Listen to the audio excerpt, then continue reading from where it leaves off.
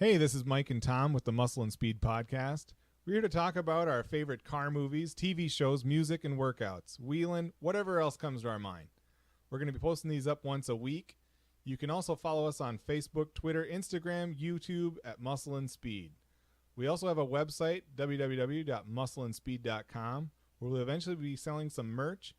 Our goal here is to share our passion for all these things with the people who feel the same way.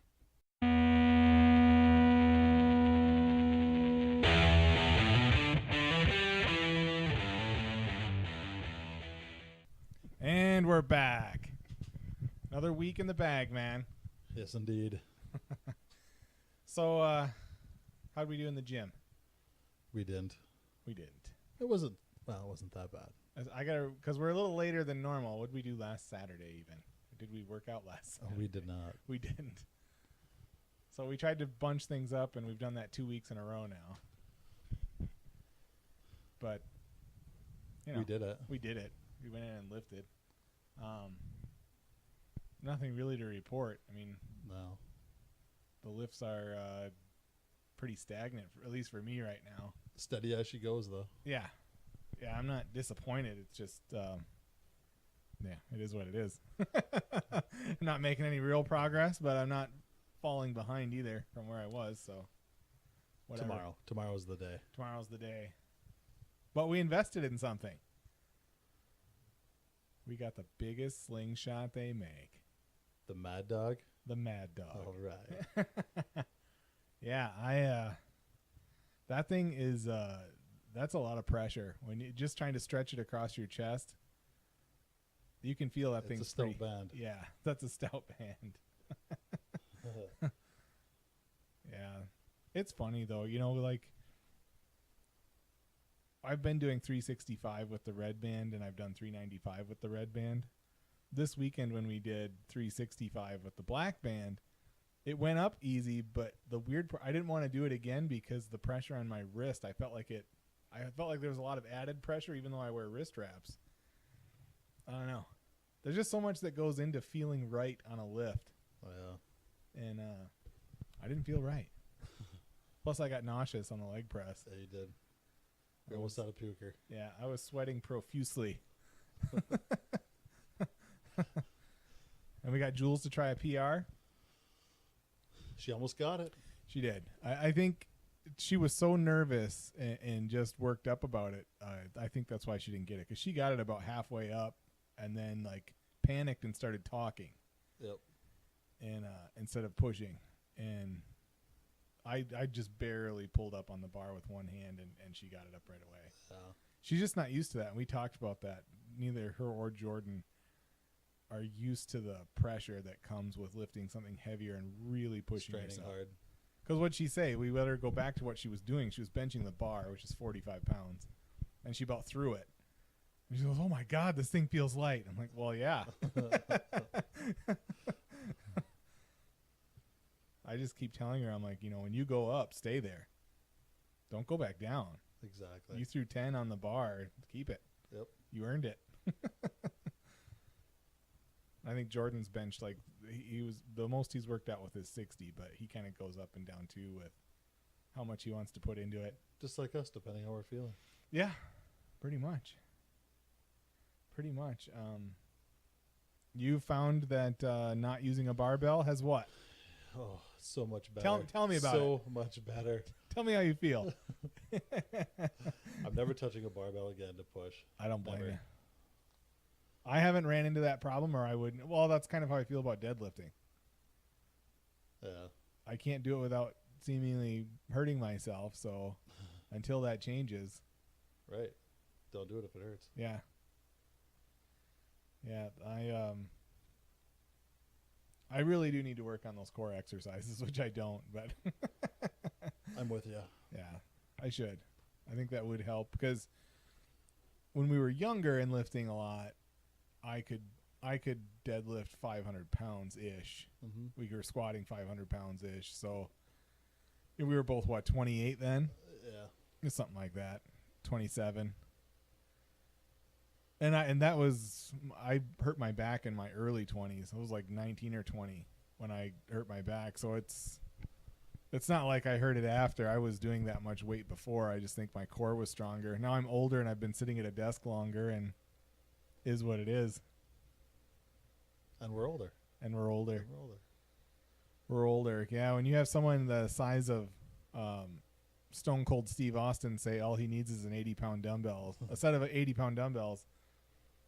Yeah, and he's There's older. something to that. Yeah, and he said it was after he turned 40. Now, as a wrestler, he had a lot more wear and tear on his body than we have, but he's pretty smart, I think, about that stuff.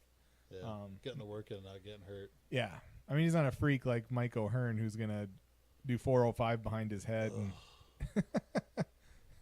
I don't think that guy's human.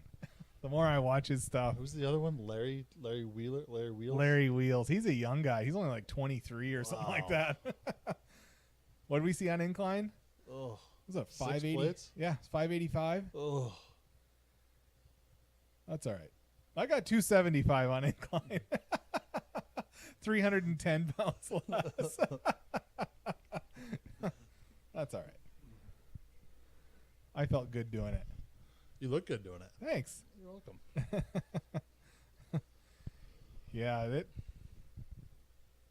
I got a long way to go. Oh, that was the gym in a nutshell. Nothing new. At least the first part of the week. I mean, your leg workouts to me are fantastic, and they seem to be getting better for you. I've kind of stayed the same there. Legs don't hurt. It's kind of nice. Yeah. And mine don't either. My legs aren't as strong as yours. I'm okay with that too. But you know what? Doing bent over rows, you're using what, 100 and some pound dumbbells, 110s. I think I was using. I think you're using the 120s. That's going fine. Yeah, that's fine. That doesn't hurt my back. That's good. Lat pull down's going well. Of course, I did that.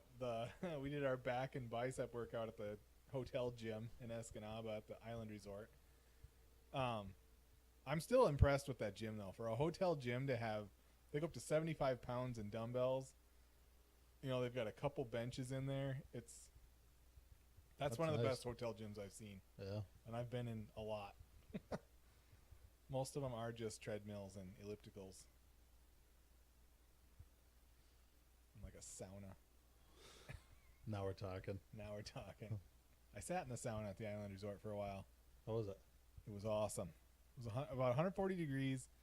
I was swimming with Jordan and Jules, and I'd been wanting to go in the sauna, and neither one of them like it because it's so hot. But I went in there, and I sat in there until the water was drying off me. Perfect. I was almost dry when I came out of there. Oh, it was good. And it's so quiet. You know, no one else goes in there, so I'm just sitting in there by myself in the back corner so you couldn't see me from the outside, and I was just leaning up against the wall. It was awesome. I wish I had one of those. Me too. Me too.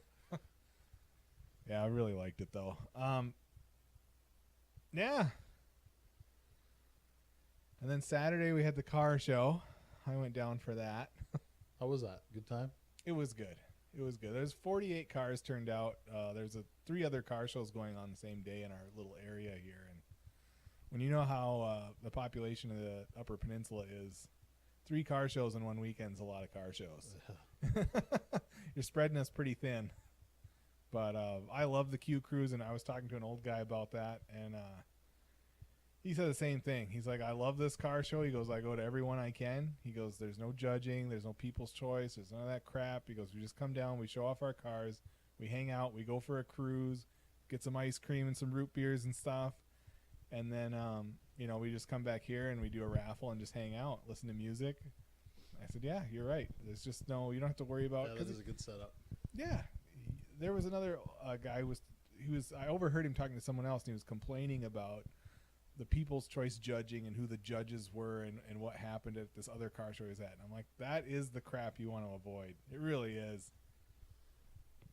You know, and if you drive your car and someone's marking you down because you got some nicks in your paint, you know, versus some dude who brought it in on a trailer from his garage. In a trailer. Yeah, in a trailer.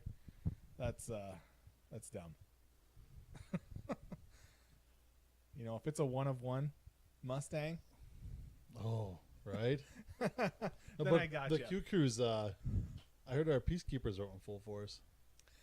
Yeah, we we had village police down there, and he was being really cool, but he told us the one directive he had from the chief was no burnouts. Uh-oh. And so we were doing burnouts. So there we were. And I was behind a guy that helps organize the event, and he's in a 57 Chevy. It's a beautiful car. If you look on our social media, you'll see pictures of it.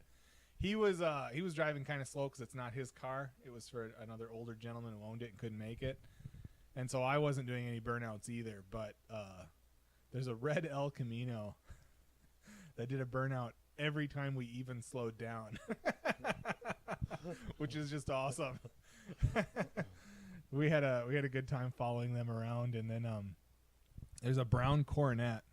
I think it's a 67 or a 68 Coronet that you'll see in our pictures.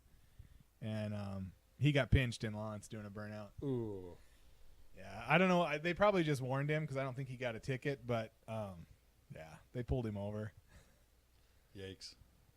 And then a really nice lady in a brand new Miata just about wiped out in that little thing. We went up through Main Street on Lawrence, and we turned around about just as you get outside the city limits. We did a U-ey and come back into town. Yeah. And people were kind of doing that kind of spunky. And her husband has a brand new Z06 Vet convertible, black one.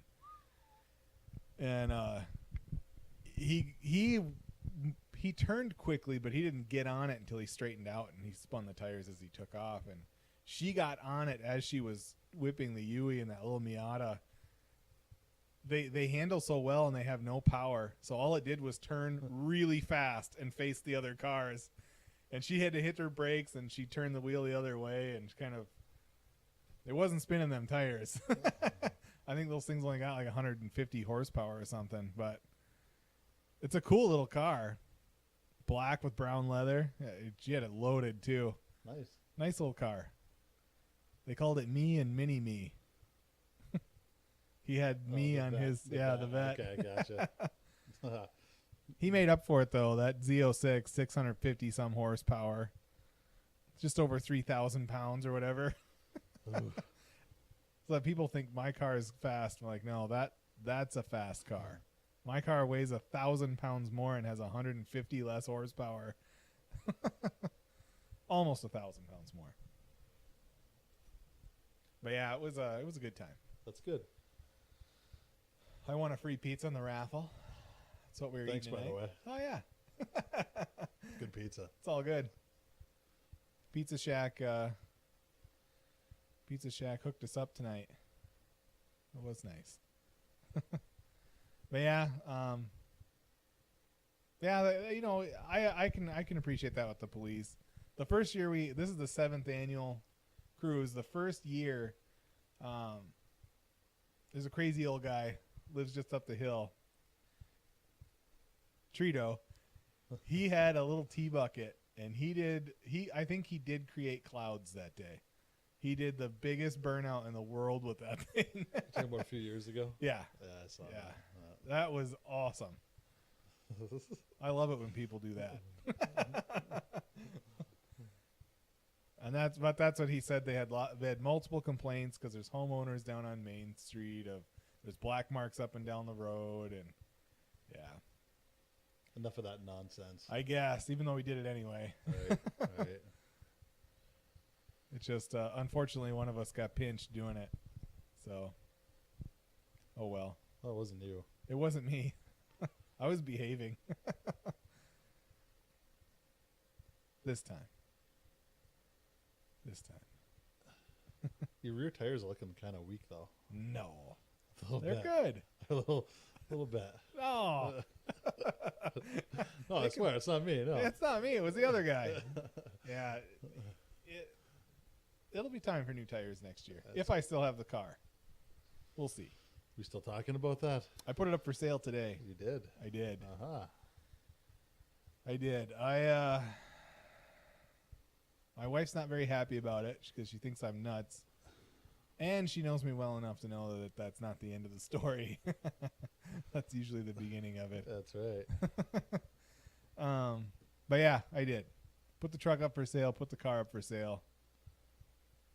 I said before I'm never getting rid of the Cutlass, and I'm never getting rid of the Cutlass. I know it's not as cool, or not, I shouldn't say it's not as cool. It is as cool. It's just a project. Something for JT. It is. I've got lots of parts for it. One day maybe I'll take everything out, all the parts, and stack it behind it and take a picture of that. This is what I haven't done. Had him for over a year. Yeah. I've said before, as a mechanic, I make a pretty good IT guy. It's just the truth. We're just too busy. Yeah, it feels like it sometimes. I hate winter, but I hate winter in February and March. But that initial slowdown after you've been running all summer is kind of nice. Yeah. When the snow's not 2 feet deep yet, then it's not too bad. But I brought up that one of one Mustang. Let's talk about that for a minute. The little red Mustang? Little red Mustang. A 67. The very first GT500. The test car. The test car. And it was Carroll Shelby's personal car for a long time. He would drive it. The engineers would modify it, and he'd drive it some more and give them feedback, and that's how it went. And that's how they developed the GT500. That's pretty cool. First Mustang ever with a 428 in it. Pretty awesome. Mm-hmm. They said at one point it had a supercharger on it. One point it had twin turbos on it. It still has some kind of funky one-off transmission that they built that they were playing with all the settings and messing with it to see what they could get out of it. It's pretty cool. That is. Pretty cool. Sat in the field for 20-some years? Yeah. The motor got stolen, and so the owner just took it and parked it under a tree. That's where they found it. It's cool, though, because nobody knew that was coming. They brought that out. Was it at Woodward? I think that's what I saw.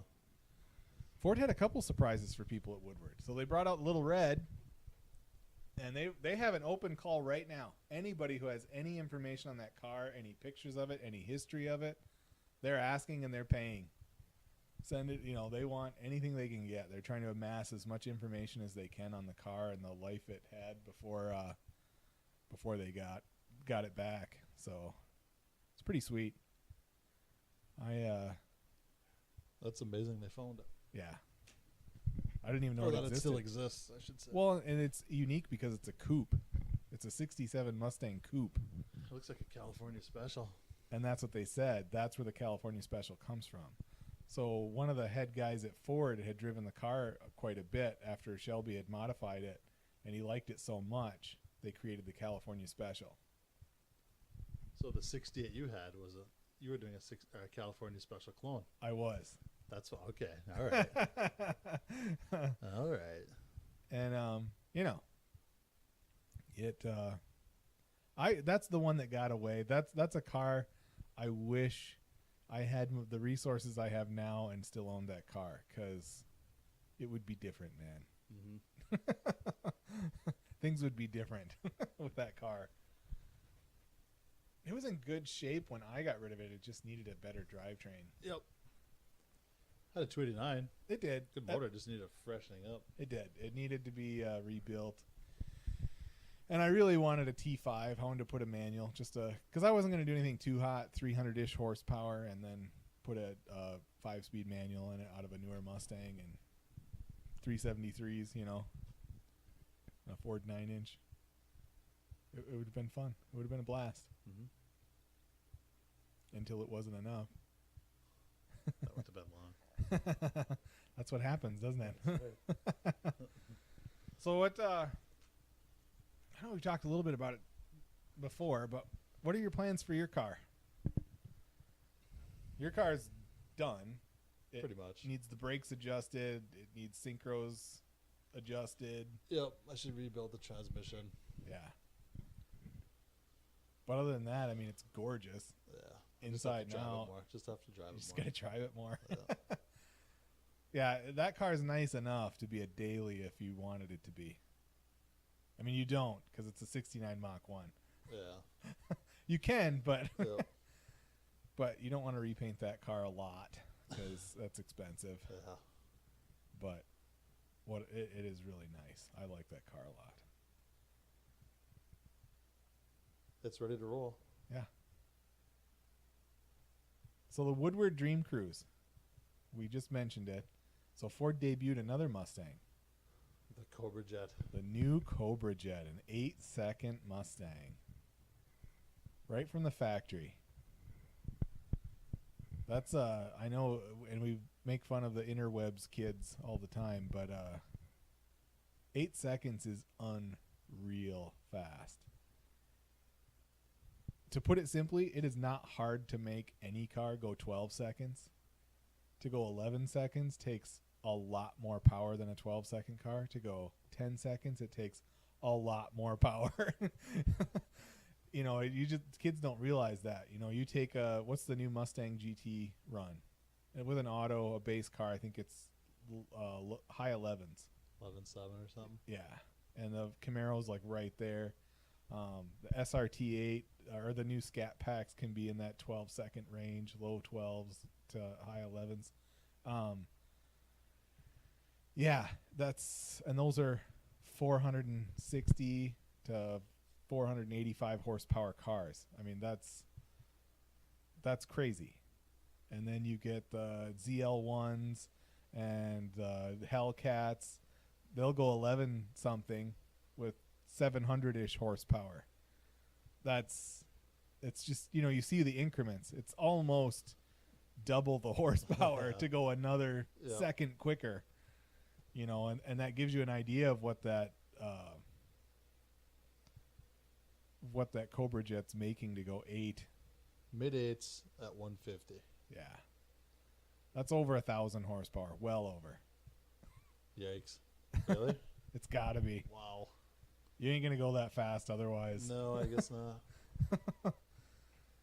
Supercharger on it. Yeah. Yeah, it's one of those things. I mean, Ford's smart. They're doing their and Chevy's doing the same thing with the Copos and Dodge with their drag pack Challengers.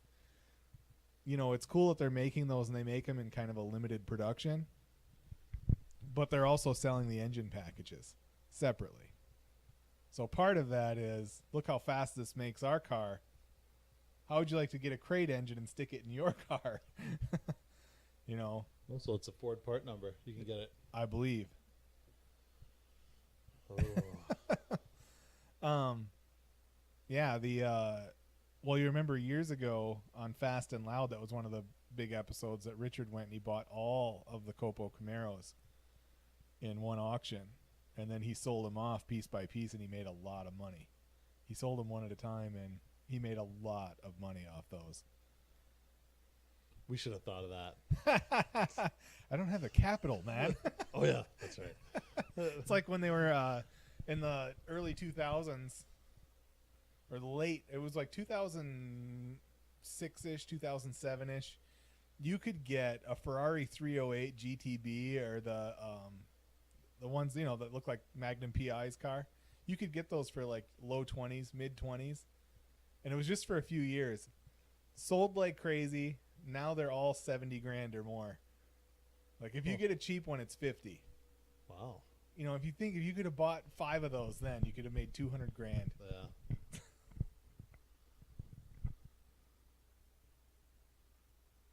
It's nuts. Have to keep our eyes open for a deal.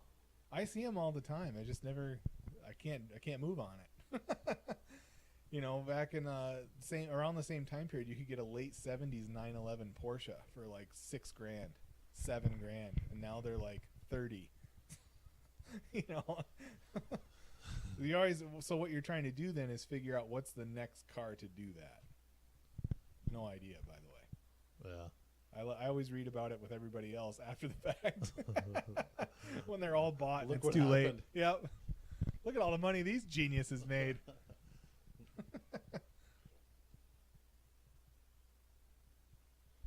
That's awesome. And then Street Outlaws last week. Big Chief lost. Wah, wah, wah. You know what, though? And we talked about that before. To me, what tends to happen on that show is when they get their car just right, they're going to be top of the heap for as long as it's holding together and doing well. And at those power levels, it degrades the chassis, it degrades the suspension, motor starts to degrade, and they start slipping back. And then eventually someone beats them, and then he's the top for as long as his car is running at its peak ability. And that's what I think happened. I think Chief's car is just starting to wear down, and Dave's was running good, and had it all tuned up. That's what it is. But you look at right now, the car to me that looks amazing is that Death Trap Mustang. Chucky's ride. That car has laid down some passes on that show that they looked scary fast. And all of them are, but it really was moving. And he was number one for the entire last season, pretty much. I think, they're not the best looking Mustang in the world, but those Fox bodies, they're light. They have the right wheelbase. You want to go drag racing? That's the car. Yep. Lots of parts. They sold tons of them because they're the same from 79 to 2004. The Fox body platform. Yeah, that's nuts.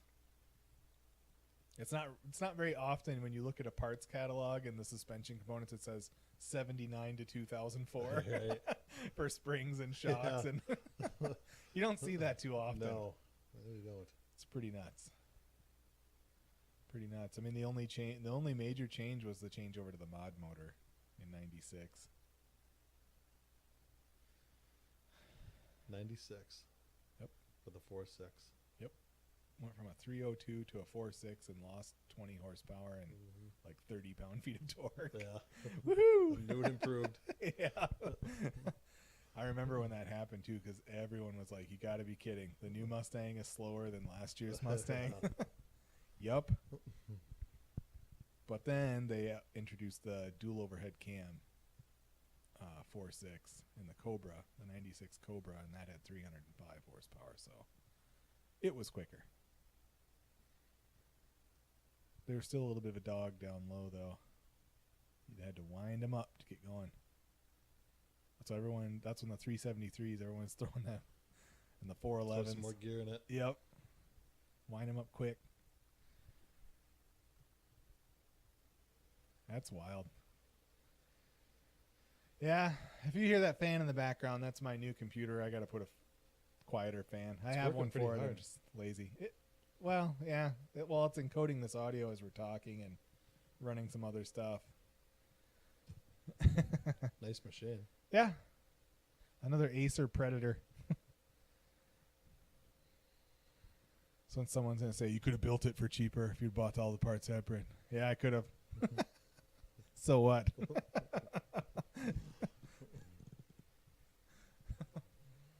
I don't care. Yeah, I don't know. With Street Outlaws, like I said, the drama gets a little old, but the racing's still pretty cool. Racing's always good. The racing's still pretty cool. Lutz wrecked his car again. That orange 57.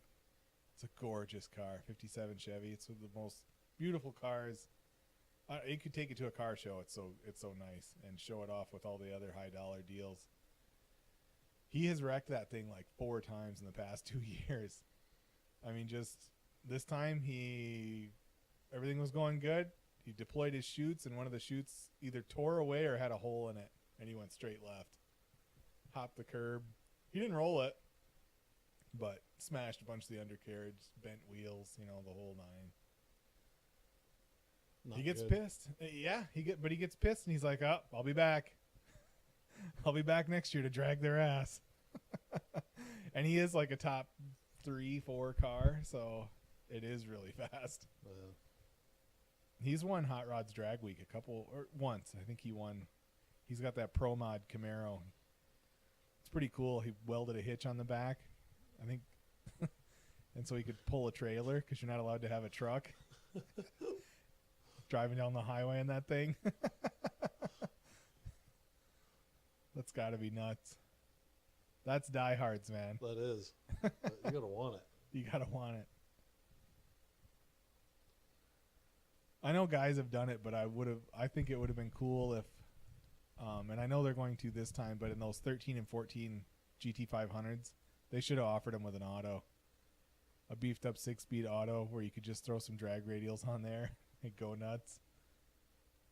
That would have been cool.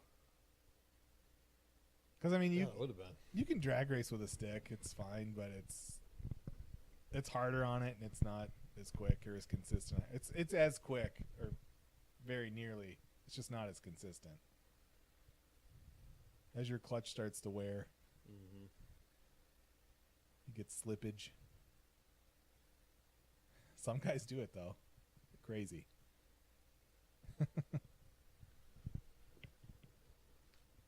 Those autos shift pretty fast. Yeah. Did you watch the Lions game Thursday? Did not. Saw it on. I saw part of it. Yeah. I know we talked about this the other week, but preseason's so hard to watch. It just is. Won't be long. No. Have the real thing. You know what I wonder though? Like Matt Stafford played 2 series. I guess he looked good. He was taking he took some hits, and so they pulled him. Tom Brady played for the entire half in his game. Really? Yeah, he's 40-some years old, and he plays for half the game in a preseason game, which means absolutely nothing. And at his age, with his experience level, do you think he really needs all those reps? No. Yeah. But that's the way they've always done it there. They have a system. They do. And one guy decides how it's going to happen. Yeah, I'm anxious to see, too, how LeGarrette Blount does. I think he's going to be the starter. I think that's why they brought him in. A lot of teams were after him. Detroit landed him because he really likes Matt Patricia. Sure. He has they showed like an old team photo. He had I don't know if it was remember Matt Patricia wore a clown shirt and like a political protest thing, and I never saw that. Well, he got kicked out of something. It was years ago. Okay. He got kicked out of something. He wasn't able to participate in some team activity or something. And LeGarrette Blount wore a Matt Patricia shirt with his picture on it in protest and went to the thing. Oh, that was pretty cool. Yeah, I don't know. The NFC North looks ridiculously tough this year. I mean, it always kind of is, but the Bears will probably finish last, but you never know. It depends on what Detroit does. Or doesn't do. Green Bay, it depends on Aaron Rodgers' health. He's no spring chicken. What is he, 38 now? 37, 38? I don't know. He's somewhere in there. Yeah. Not everyone plays into their 40s at a high level. Tom Brady and Peyton Manning fell off really hard after, his last year. He was a shell of himself. Nope. And the year before that, he played great. So you just never know. He had back problems and neck problems, didn't he? Yeah. Neck problems? Major problems. Lost a lot of mobility. He got hit a lot. Yeah, he got hit a lot. That's not an issue anymore. Yeah. What do you think of that? Oh, my God. Yeah, that Vikings game, when you seen that defender sack the quarterback, and I mean, it was a solid sack, but he didn't blow him up. Not at all. And he didn't drive him into the ground. He just landed on him, Yep. which is going to happen. And they flagged him for roughing the passer. You can't, if you're going to change it so it's like the NBA and you're not allowed to play defense so they score 130 points a game, if that's what you're after in the NFL, you want to make it so defense can't play defense and they can score 60 points a game, that's stupid. I agree. Then guys like John Randall and the big name guys, Reggie White, Khalil Mack now, Brian Urlacher, Clay Matthews. What use are those guys? Really? You can't hit anybody. Yeah. So what's the point? You don't need top flight defenders. You just need top flight offense. I seen that one replay of offensive player. He lowered his head and initiated helmet contact, and they still flagged the defender. Yeah, there was some of that last year too. That's disgusting. Yep. That will ruin the game of football. That will. I mean, you just have to accept the fact that if you're going to play football, you're going to hurt your head. Mm-hmm. There's going to be injuries. You know, you're playing a game with 300-pound men who can run a 4.5 40. There's going to be collisions. Yep. And I don't think anybody is blind to that fact these days. Maybe they were 20 years ago. Not anymore. Everybody knows. Everyone talks about it. Yep. The secret's out. The secret's out. I don't know. So what do you think about Detroit this year, the Lions? I'm hopeful. Yeah. This is our year, man. Come on. But what? Give me a number. Oh. What's your over-under? Oh. Let's say they stay relatively healthy. What do they do?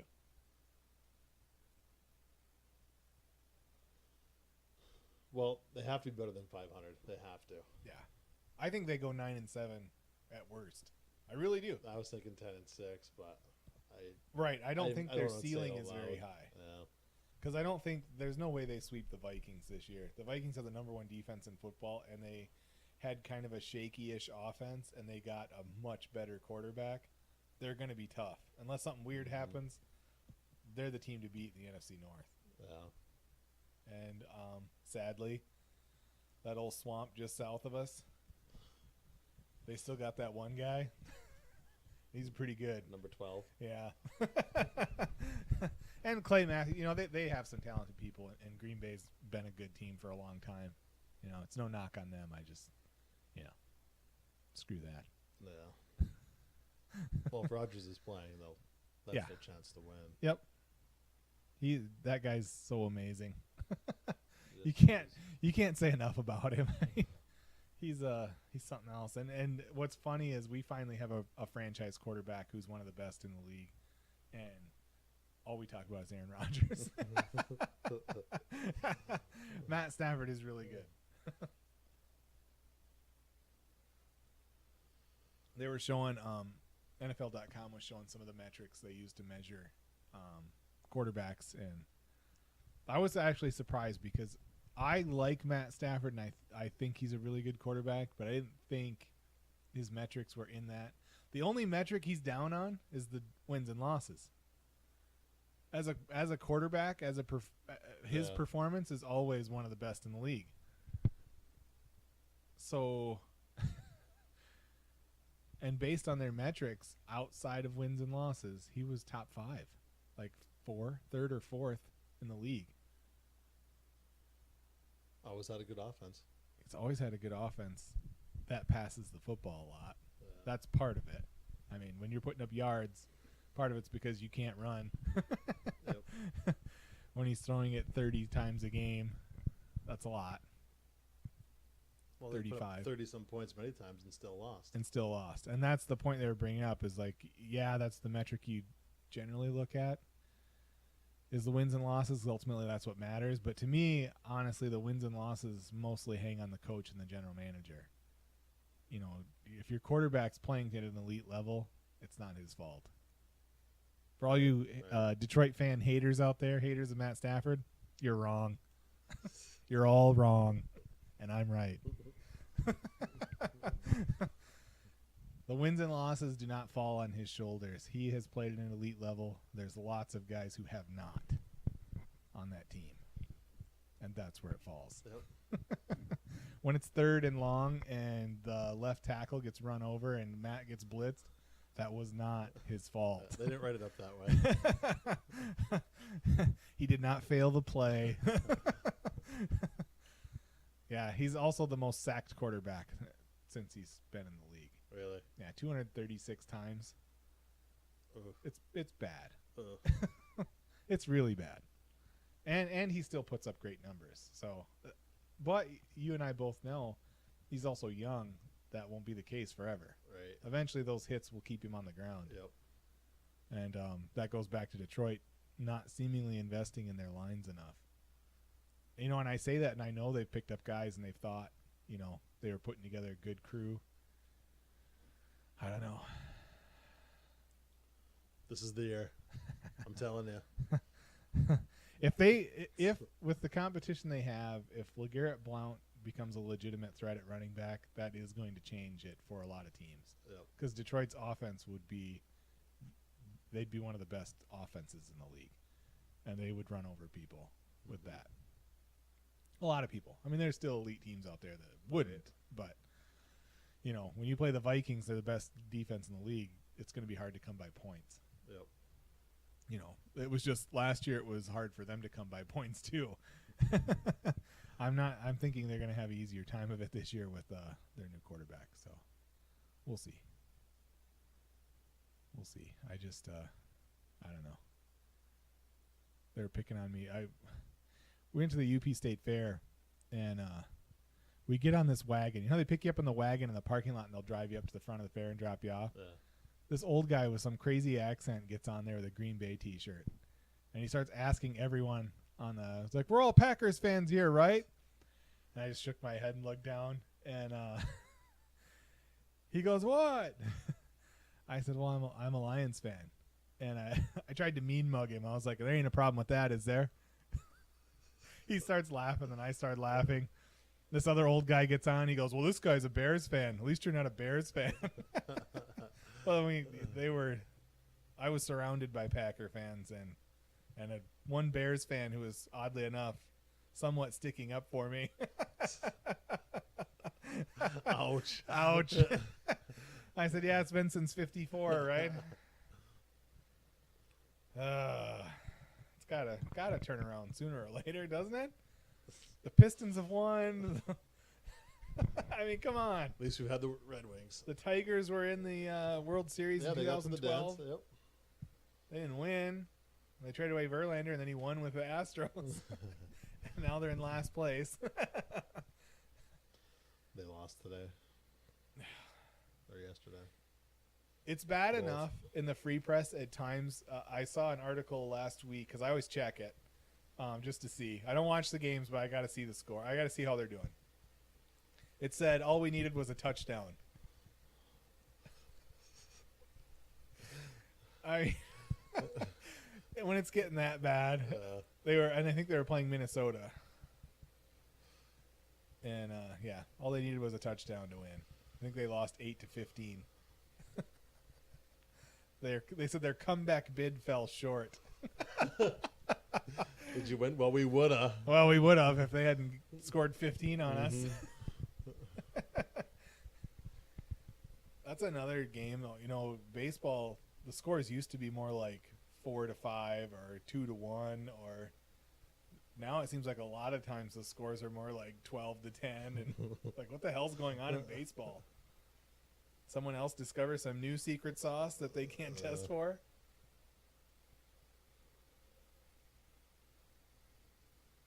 Just in there. Give me a bag of this.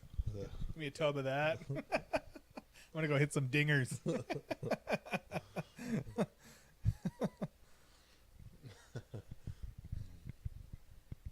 Isn't that Mike Trout? He's been so close to Ted Williams' 400 record. That's amazing. Hell of an athlete. That kid is amazing. He's yeah. If you like baseball, you know who that is, and he's an amazing player and a young guy too. Yeah. Got a lot of years left in him. Hopefully. Yeah, it's wild. What else we got from sports? Casey Kane? No, he's retiring. Yeah, what is he, like 28? Looks like he's 10. Retiring to, what are they, something about his quality of life. He wants to preserve his quality of life. Stay home, pet the cat. I don't know. Is that like a point where if you're relatively intelligent with your money and you're an athlete, you put enough of it away, at some point you're like, eh. yeah, I could go for a championship, or I could do this, or I could do that, or I could go fishing and drive around in my car. Yeah. Go eat some good food. I bet he puts on 200 pounds. He looks like he could be a fatty. Casey Kane. Stay away from Mickey D's. I don't know. I think that's weird. I know injuries happen to NASCAR drivers, but it seems like it's either catastrophic or it doesn't happen. Right? Pretty much. Pretty much. Yeah. Either they are okay or they're dead. Yeah. When they wreck. Or they're just not right. Yeah. Maybe he's had some close calls. I don't follow NASCAR enough to know. Right. I don't know. Not me either. They showed me or my brother-in-law, my sister's husband, Jay Culp. He sent me a video of Waltrip's wreck from like 94, where the car split in half. He was on a super speedway. Was that Daryl or was that Michael? Do you remember? I can't remember now. I just remember saying Waltrip. I think it was Michael. Yeah. But bumped him. He went into a guardrail that actually he went through the guardrail and then he hit a concrete embankment. Yep, like run through the fence. There's like a gate there or something. Yep. That was pretty disgusting. Yeah. What's weird to me, though, is you see a wreck like that and he was relatively okay. And then you look at Dale Sr.'s. It didn't look that bad, and it killed him. Yep. That's the crazy part of all that, you know. You see, even now, those guys, they'll lose it, go sideways, and then go end over end like 50 times, you know, through the infield, kicking up dirt. Car's like a shell of itself when it stops, and they're okay. Uh-huh. They were showing the angle of the impact, though. I guess it didn't look that bad, but he hit it really hard at a bad angle. Squared up on it. Turned right. It's crazy. What year was that? Do you remember? 2001? 2000? It was a while ago now. Yeah. That was crazy. I don't know. I'd pay more attention to it if they had cooler cars. I'm with you. I'm tired of the sticker job. This is a Mustang. No, it's a NASCAR. This one's a Camaro. No, it's a NASCAR. This one's a Camry. What? Huh.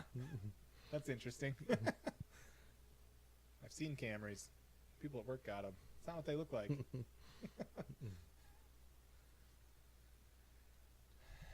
Yeah, I don't know. That's why the stands are empty. It is. Well, and the rules in general. No. You know, I know that the rules back in the day were loose enough that there was a lot of cheating. Right. But you know what? Catching part them, of the fun. That's part Figure of the out fun. how to cheat and not get caught. Yeah, and then catch them. Yeah. Bust them, and the next race we'll all come back and try it again. You know, and like I said, use real cars. They all make a two-door rear-wheel drive car. They all do. Put them in there. Pick a weight for the body in white. Everybody knows what I mean by that.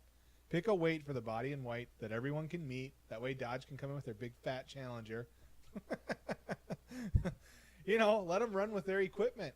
Give them some loose not loose, but, you know, give them some guidelines what the, you know, safety has to be on it. Right. And go. I wouldn't miss a race if they were doing that, because that would be so cool. That would be. They'd all sound different. Now they don't. They all pretty much sound the same. Yep. The Hemi versus the LS versus the Coyote. That would be some sweet racing.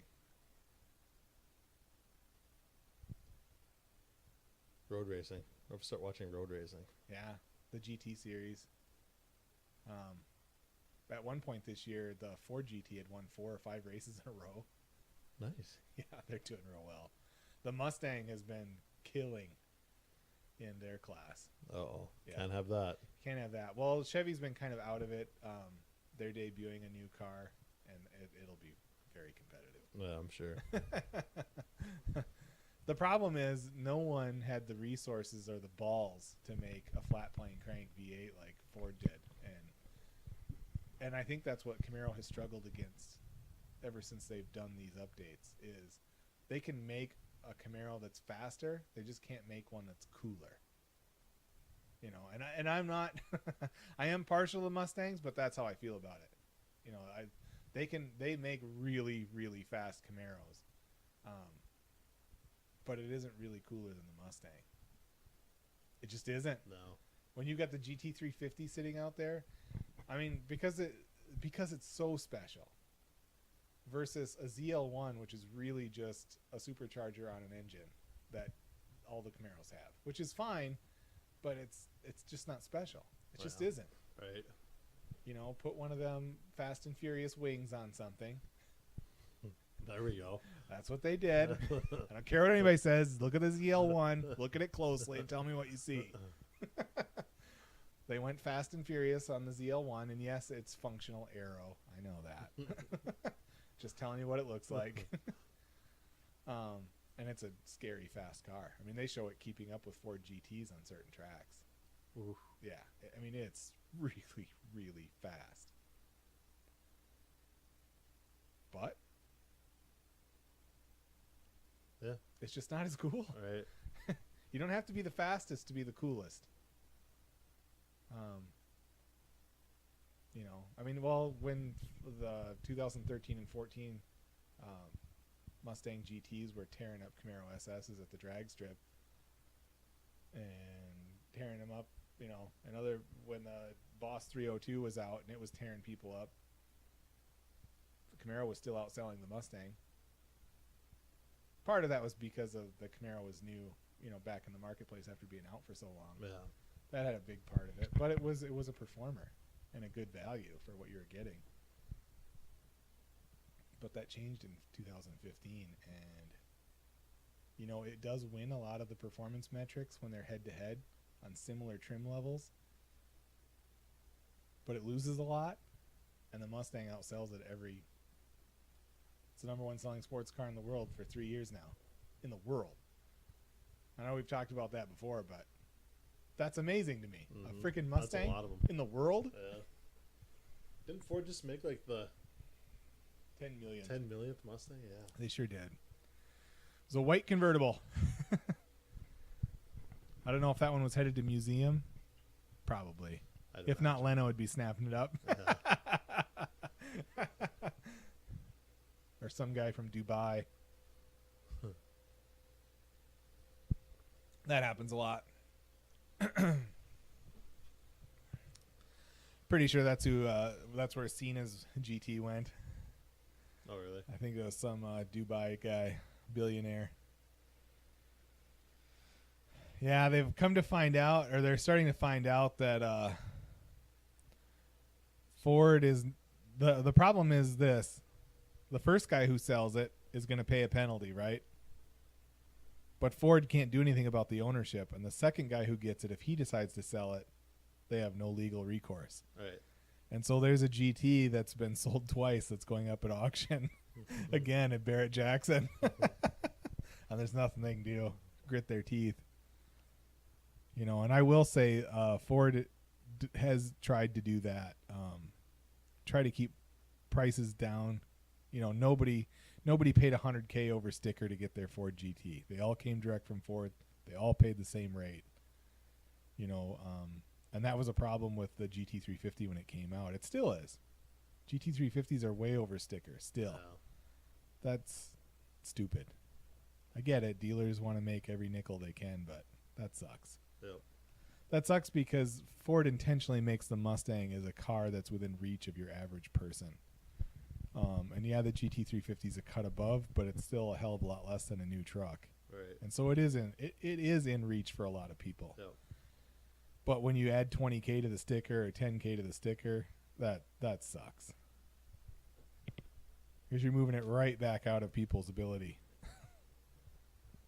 I mean, maybe not, because they still sell them all, but but it seems kind of crazy to me. I don't know, man. What else can we talk about? I'm not sure. How about that SR72 Blackbird replacement, or SR71 Blackbird? The SR72. Drone? Yeah. Unmanned, drone piloted Mach 6. the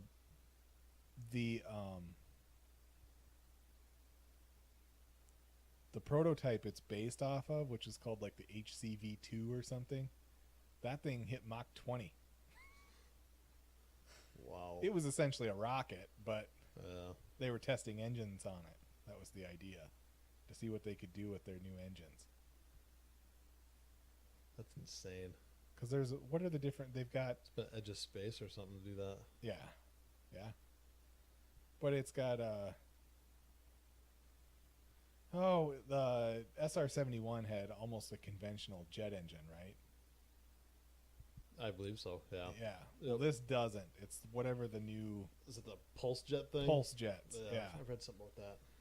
And it sounds like it's unable to maintain those speeds for very long. I mean, the SR-71 couldn't either because it was burning through fuel so quick. But I don't know. They said because it's drone, you don't have all the weight for the cockpit and the pilots and all that. They can weaponize it. I don't know what kind of payload it would have, but a Mach 6 jet with any kind of payload is kind of scary for anybody. I don't know, man. Maybe we are going to finally get into that future crap. We got railguns mounted on warships, and we've got drone. Star Wars. Yeah. What did Trump just call it? Space Force. Space Force. Yeah. You know, he sounds like Star such Wars, an idiot when he's Spaceballs. talking I know. sometimes. But then Neil deGrasse Tyson comes out, who's one of the most respected physicists right now, and he goes, no, he's right. That got buried right away. But he said, yeah. He goes, it's just a natural progression of things. We're going to space more often. There's a lot more things in space. If you have weaponized satellites, how are you going to fight them from space? Right. So if you want to have another division, space is a big deal. That's where everybody's satellites are. If you control space, around the Earth at least, that's a big deal.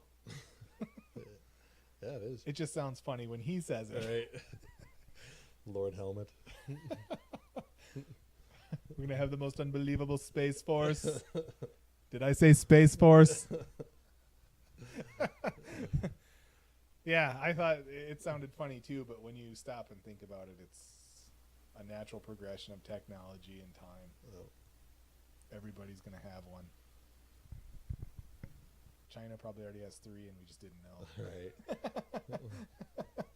Probably not, but you know. Oh man. Yeah, that's nuts. Space Force. I'm glad you brought up Space Force. That makes me smile. Yeah. Well, dude, I think that concludes another week of nonsense. To all you police officers who listen to this while you're patrolling, stay away from my house. Unless I need you. And no, I'm not doing burnouts. Swear to God. Swear to God. All right, we're out of here.